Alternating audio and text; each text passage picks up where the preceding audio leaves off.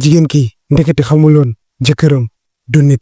ok tey dama leen di raconter benn histoire abonné bu ma raconter ci Instagram histoire bu yàgg te histoire boobu noonu c'est le secret de famille. moom ci boppam nee na bu mu ko yëg yàggul noonu yëpp ndaxte histoire bi dafa doy waar loolu. histoire bi moo ngi tàmbalee ñetti fukki at ci ginnaaw fële ca Mauritanie ci benn village. en plus moo ngi wànni lépp loo leen di ñëw dégg nii dëgg la. balaa maa commencé ñi seetaan beneen vidéo bu mu posté ci beneen chaîne bi war nañ comprendre lu tax ma sol lii dem leen nga seetaan ko dinaa def lien bi ci commentaire yi. bref lu gën a important mooy yéen lu tax da ngeen di seetaan vidéo ba mu jeex histoire bi ngeen seetaan ko ba mu jeex doo leen aimer doo leen partager doo leen commenter surtout aimer. vidéo moom bëgg naa képp ku koy seetaan na aimer def leen ci au moins 10 000 j'aime sinon nag boo leen bu ma gëñee posté bu leen kaase. bës leen pause ngeen aimer vidéo bi léegi nag benn affaire laan di wax bu fekkee da ngeen tiit bu leen seetaan vidéo bi. ci village bi sëy nekkul woon tànneef wala mbëggeel mariage yi famille yi ñoo koy fas noonu la ñuy takkee Umu benn xale bu jigéen bu yaru amul benn problème ñëpp a ko bëgg seen dëkk. jëkkëram moo ngi tudd Mansour xale bu góor bu njool noppi am kumpa. waaye il faut ngeen xam ni ñoom ñaar musuñu gisante lu dul seen jouru mariage. lan moo waral loolu seen papa yi dañoo daje woon ci benn daara alxuraan ay at ci ginnaaw ñu nekk ñaari xarit yu baax ci seen ndaw ñoom ñaar ñoo doon defandoo lépp. bref ay meilleurs xarit lañu woon waaye bu ñu paree jàng ku nekk dellu sa dëkk ñàkk déggoo boobu moo tax ñu réeroo ay ati at. waaye benn jour ci ay bët set la papa Mansour ñëwee seet si papay Umu bi ñu gisantee ñu kontaan bég loolu waaye papay Umu xaw a jaaxle loolu ndaxte xamul na la ko xaritam bi gisaatee ndaxte ñoom ñoo ngi dëkk Mauritanie te papay Mansour sénégalais la. teg si à part yoon bi musu fee ñëw kon na la fi ñëwee mu jaaxle loolu wante balaa moo ko laaj sax papay Mansour ci la ko expliqué musuma fàtte seen dëkk ndaxte waxoon nga ma turam bi ñu nekkee woon daara looloo tax bi ma ñëwee Mauritanie ma ni naa fi jaar seet si la. après explication yooyu papay Umu ci la comprendre mais am na benn affaire bu nekk ci xelam mu ne fàttalikuwul bi mu ko waxee lu mu ne peut-être lu mu jëm mag la rek garaawul. ci la ko dalalee papay Mansour nekk fu ay jours yu bëri après loolu fekkente ni jéem nañ rattraper le temps passé ñu gis ni lu nekkoon ci ñoom depuis temps xale dañul ba heure yi ay xarit lañu. ci la ñu jëlee ndogal boole seen ñaari njaboot ñu sëy moment yooyu papay Mansour nee na gis na Umu te xale bu yaru la looloo tax mu tànn ko pour doomam. papay Umu ci la ko nee na sa xel dal mu nga dem Sénégal boo ñëwaatee rek xamal ni am nga fi jabar. instant yooyu Umu maye nañ ko te laajuñu ko sax xalaatam waaye day mujj nangu ngir sargal ay waajuram. ginnaaw seen waxtaan boobu ñaari semaine ñoo ci teg fekkente ni papay Mansour ñibbi na bu yàgg waaye ci diggante bi mariage bi arrangé nañ ko ku nekk xam na fu mu féetee. Umu xaaru lu dul jëkkëram ñëw jël si ko. benn bés jaww ji xaw na niis naaj bi feeñul comme si asamaan si daa xam ne jour boobu noonu am na lu garaaw lu waaj a xew. ndaxte bés bi jot na fas nañ sëy bi bu tëgg nañu xew bu rëy bu waa village bi mësta gis. Mansour ak famiyam ñoom ñëpp ñëw nañ waaye ci fête bi yëpp Umu moo ngi xool jëkkëram wante Mansour musul wane benn yëg-yëg moo ngi noppi ñàngal wanewul benn émotion. mariage bi bu mu paree ci li ñu jëlee Umu andi ko Sénégal pour mu sëy si. waaye bu ñu agsee première guddi set gi am na lu doy waar lu jaarul yoon benn affaire bu bizarre bu Umu sentir. ndaxte dafa gis ci saa si jëkkëram am na jikko yu doy waar ay waxam bariwuñu day noppi rek. depuis Umu bu mu agsee ba léegi waxul ak moom benn yoon. Umu jéem na def lu nekk wante jëkkër ji du ko sax xool. guddi soosu noonu fanaanu fa. instant yooyu noonu Umu jaaxle xamatul lu war a xalaat mu ne ci xelam peut-être stress bi la rek. guddi soos bu mu jàllee xamul ni ndeketi affaire bi day continuer di law ndaxte guddi juste topp yëpp jëkkër ji même moment wi day réer du ko gisaat. ay xaaju guddi rek lay dem kenn xamul lu waral loolu te suba bu nekk bu dellusee yaram bi day génne xetu saxaar mel ni ku jaar ci safara. affaire yu yéeme yooyu yëpp Umu muñ ko waxul dara ba benn guddi bi Umu jàppee ne Mansour nelaw na mu commencé dégg ay bruit rek mu jóg tourné ci la jaaxaloog Mansour mu gis ni jëkkëram dafa nekk di waxtu ay tuñam yee ngi yëngatu mu doon wax ay phrase ci làkk bi mu xamul. déglu na ba sondu jëm na comprendre wante xamul lan la nekkul arab du woon olof du si dara lu mu xam rek ci la noppi mu ubbi ay bëtam. Mansour bët yi normal luñu waaye dañoo weex tàll mel ni meew. tiit ci la tëddee def ni dafa doon nelaw waaye xolam mu ngi doon tëf-tëf yi. instant yooyu noonu gëmb na wante si ginnaawam moo ngi sentir ni Mansour moo ngi koy fixé di ko xool. après guddi soos noonu commencé na di fàtte ay bis di romb mandarga yi di gën a yokk saa yu Mansour duggee si néeg bi lampe huile bu ñuy tàll day commencé di fay boppam. seetlu ni animaux yu nekk ci dëkk bi lu ci mel ni bëy xaj wala xar yi ba ci fas yi sax dañuy daw Mansour bu jegee bu agsee rek xale yi bu ñu daan foo dañuy arrêté mel ni ñu ko ragal te waa dëkk bi bu ñu wax ak moom day sentir ni dañ koo xaw a sóoraale ba dem ci paa yi wala maire yi. benn guddi takk fitam mu ne lii mënatul dundee noonu ndaxte à chaque fois Mansour day génn fajar lay ñëwaat wala naaj bi bu jógee ci la ne jour bi moom il faut ma xam kii fu muy dem. guddi soos ci la teel a tëdd mu def ni comme si daa doon nelaw mu bàyyi ba Mansour génn mu topp ci ginnaawam génn kër gi mu ngi doxee tànku ndeen ci suuf si ngir mu bañ a def bruit Mansour bañ ko dégg. bi mu ko toppee ba yegsi li mu gis dootu ko mës a fàtte. Mansour dafa dugg ci armeel dëkk bi mu ngi toog ci diggu bàmmeel. tiitoon na loolu waaye lu ko gën a tiital mooy ay jëmm ñu mel ni ay nit ñoo ngi koy wër. Mansour toog ci digg bi ba mu gën a seetlu ci la gisee ni jëmm yooyu amuñu kanam ñoo ngi koy déglu muy jàng. nag fekkente ni jàng na maîtriser na alxuraan wante bu mu gënee déglu ci la seetlu ni Mansour daa nekk di dëpp ay automatiquement doful. ci la comprendre ki ni lii nit normal du ko def waaye nee na baatu Mansour nekkatul woon baatu nit diis na te nu muy waxee daa doon riir ci almeer bi baat bi foor xóot te kawe. ci saa si Mansour wëlbatiku mu xool côté ba mu taxaw wante jàpp na ne mënu ko gis ndaxte foofu noonu daf xaw a lëndam. Mansour tourné waat ci la dawee dem say kër musul ñeme wax lu mu gis waaye ci guddi googu lépp soppeeku.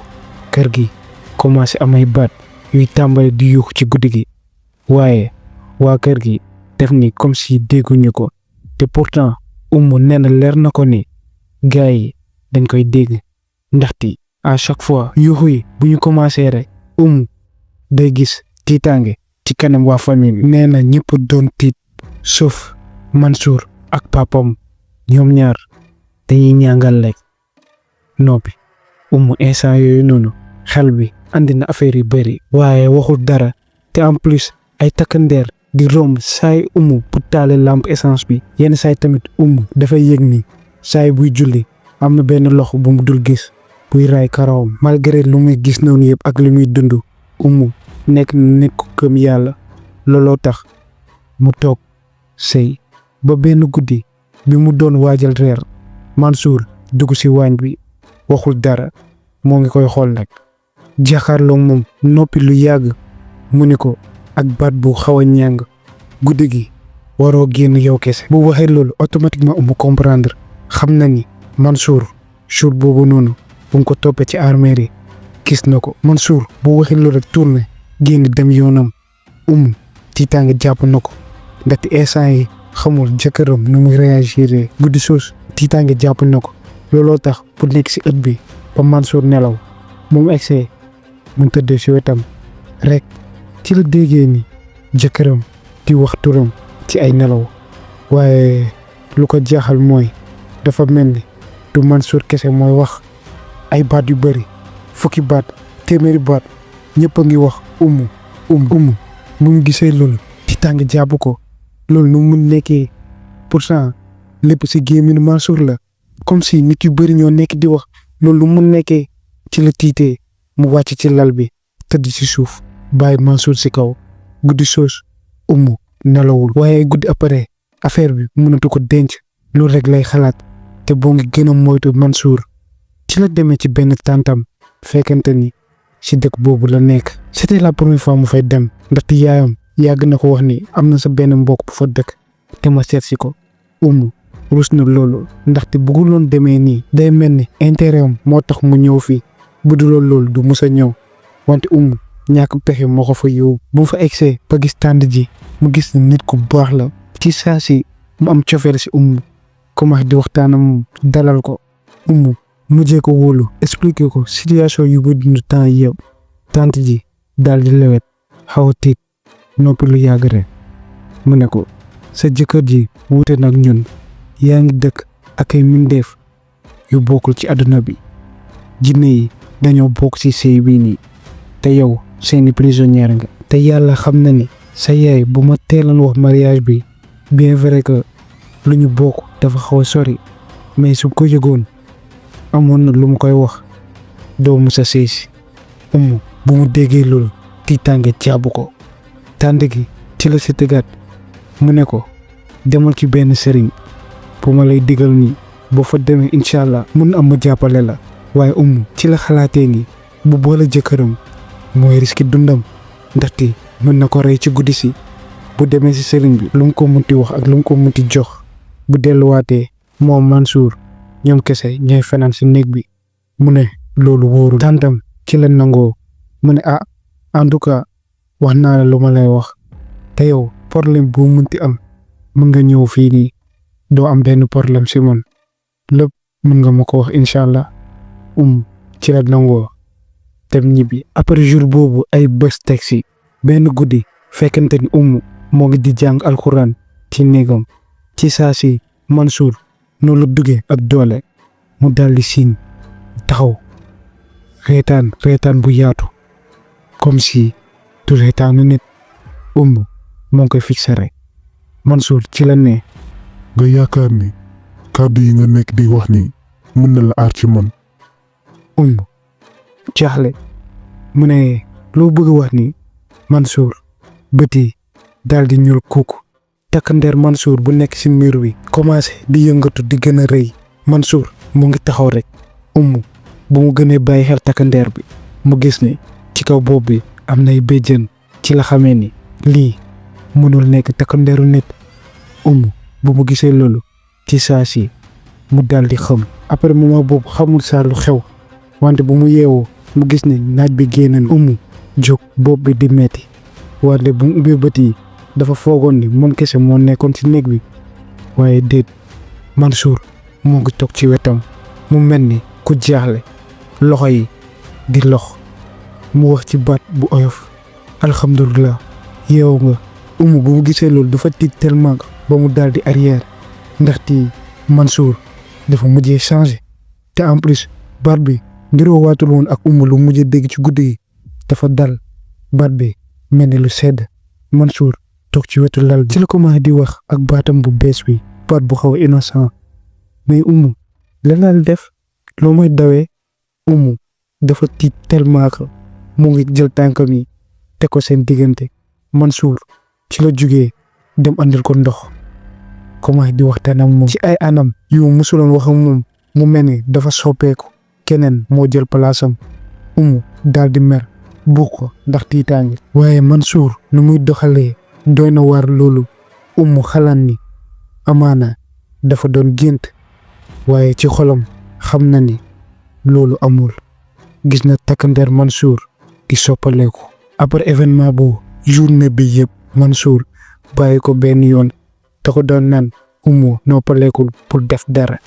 Umu jaaxle loolu ndaxte Mansour dafa changé complètement waaye heure yooyu noonu Umu jàpp na ci xelam kii nii am na lu muy waajal.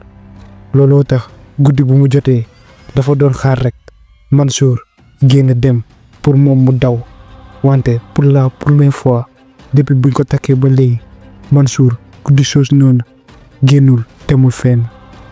Umu ci la xaaree ba ci ëllëg sa dal di nëbbut defar ay bagaasam taw génn kër gi mu dox ay waxtu génn dëkk bi lijjanti ba dugg ci biir Mauritanie. mu continué ba dugg seen dëkk.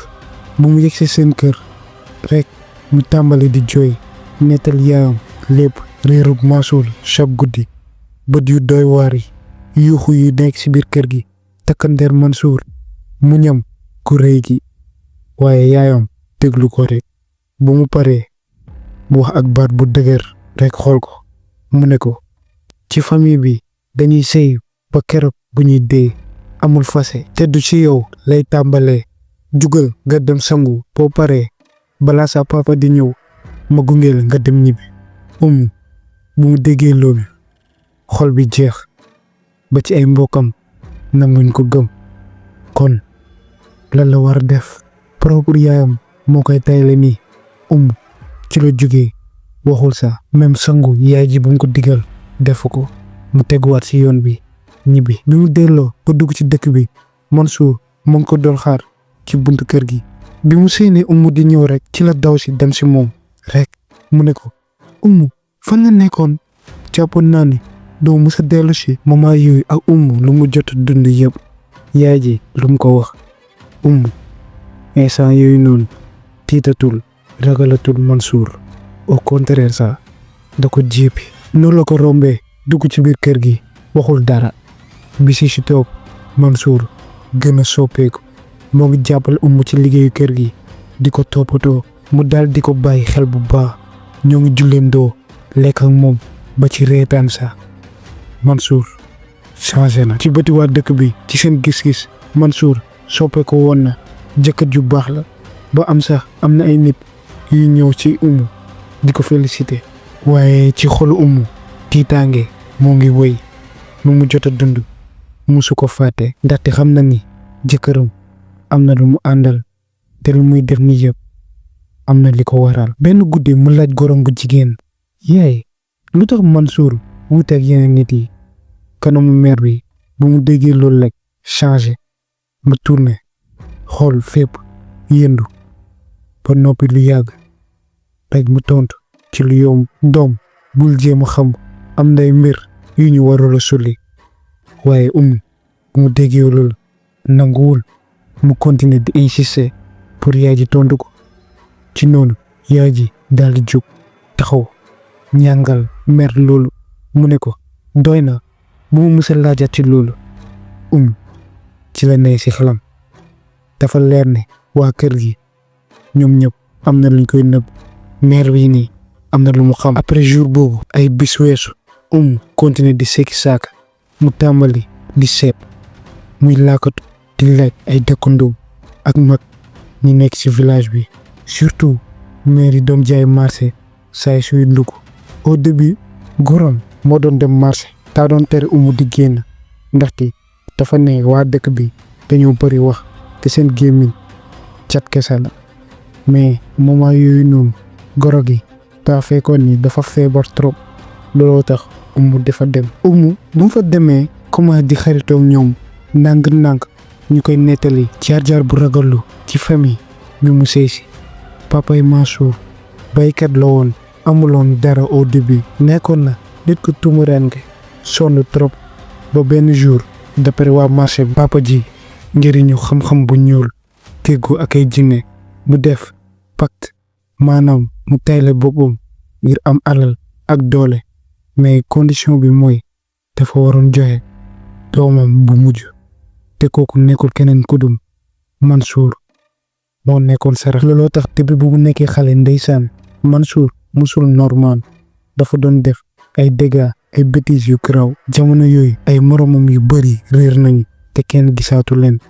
ñu bari jàpp nañ ni Mansour moo lay yóbbu am na lu mu leen def. ci lañ ne sa sëy bi nga foog par hasard la du accident de jinne yi ñoo ko war a sant papam pour mu seeti la. ndaxte Mansour bii mooy 4e mariage am ak yeneen peut-être xamuñu leen mais si biir dëkk bi takk na fi 4 jabar yu bokkul te 4 jabar yëpp kenn ki faatu na ñi si des tàggalikoo nañ ak seen sago. ñu ko doon nettal loolu yëpp ñu tegaat si ñu ne nga foog ne histoire bi dafa làkkatu. non fii waa dëkk bi ñëpp a ko xam mais papa ji kenn mënu si moom dara ndaxte papay Mansour loolu la nekk di tiitale waa dëkk bi. loolu yëpp pour am ndogal ak pouvoir te képp ku ko tëkku di nga ñàkk sa bakkan maa nga dof. loolu moo tax moom ak meeru dëkk bii nii ay xarit lay mooy gérer ci mukaayam depuis bu mu commencé ànd ak papay Mansour ñaari fukki at nii chaque jour moom mooy gañ. bu mu déggi loolu yëpp mu mel ni asamaan si day waaj a maabu ci kawam. lépp leer na léegi Mansour li muy dem ci armeel yi chaque guddi baat yu bëri changement personnalité yu gaaw yi comprendre na lépp waaye Mansour ci xolam nekkul nit ku bon dañ ko tayle rek dañ ko tëj ndaxte sacrifice bu papam def. waaye malgré loolu yëpp amatul benn pexe dafa war a daw même si bu fekkente ni xam na ni Mansour yu mu gis temps yi nit ku baax kooku moom mooy vrai Mansour bi te xam na ni kooku noonu da ko bëgg il faut mu dem. benn guddi mu xaar ba Mansour nelaw mu julli ñaan toog lu yàgg xaw a hésité mu xool Mansour ba noppi mu jël ay bagaasam mu daw dem kër tànta. bu fa eggee tànta ji nekk jigéen ku ragal yàlla ku ñu jox cër daal di koy dalal ci saa si. xamoon na lu bëri lu ñu doon wax ci famille bi. mu ni ko dina aar ak lu munti xew. guddi soos ci la tëddee nelaw ba fajar. bu mu yeewoo tànta ji fekkente ni moo ngi fa ci la commencé waxtaan ak moom. ci la ko expliqué mu ne kër bu ñu nekk nii ci këram moo ko moomoon te gaañu na. moom nag amul ay doom mais am na beneen kër bu nekk dëkk bu ñu takkandoor. mu ne na takku ñu dem. ci la ñu jógee ñu def fa ñu dëkk fa effectivement wante tànta ji ci la demee ci ay borom xam-xam ngir ñu jàppale def na si lépp lu mu mën. en plus maire bi tere génn guddi moom kese. moom ak tàntam ci lañ fa nekkee beneen dëkk bi tànta ji di ko sàmb ay weeri weer. déggul waa famille am te en plus ba léegi nii gisul Mansour ak famille am. waaye waa kër buñ ko yëgee ñu xam ne ci tànt ji la nekk ñu beddi ko bàyyi ko définitivement ndaxte dañoo jàpp ne da leen humilier. pour ñoom jàpp nañ ni jigéen lépp lu mënti det ci sëy dafa war a toog muñ même si jëkkëram doonte du nit. histoire bi nag nii la jeexee.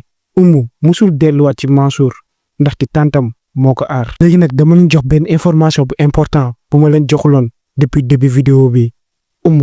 nekkul keneen ku dul yaayu abonné bu ñu envoyé histoire bi ndekete après histoire boobu noonu yëpp papa ji moo jëlaat yaay ji takku ko te depuis boobu amuñ benn problème à part côté fayu maamam ñu dëkk fële ca Mauritanie te nee na at yi passé affaire yi tànn na trop te yaay ji commencé na di dem seen dëkk.